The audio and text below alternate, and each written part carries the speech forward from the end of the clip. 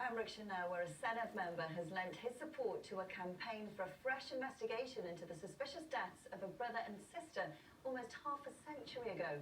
Police said at the time that farmer Griff Thomas had murdered his sister Patty in a rage before setting himself on fire.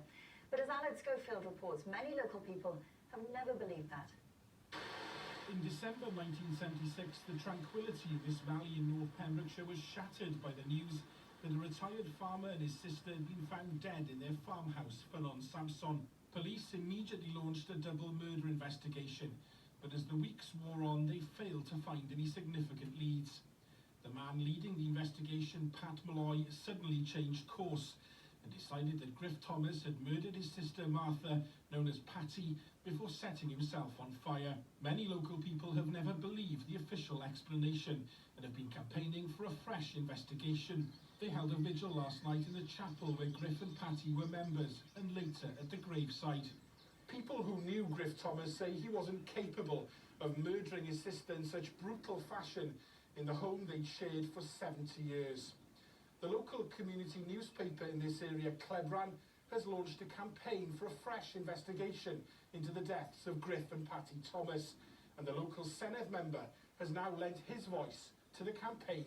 We now have DNA profiling, for example. We didn't have DNA profiling back in 1977, so technology has moved on, and that's why it's absolutely essential now that the police reconsider this case and reopen this case, in my view.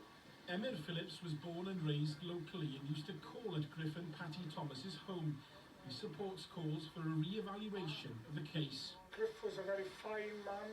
He was quietly spoken man. Never saw him in any fury at all. And at that time I didn't accept it. And also none of the people living in this area in Llangolman didn't accept that at all.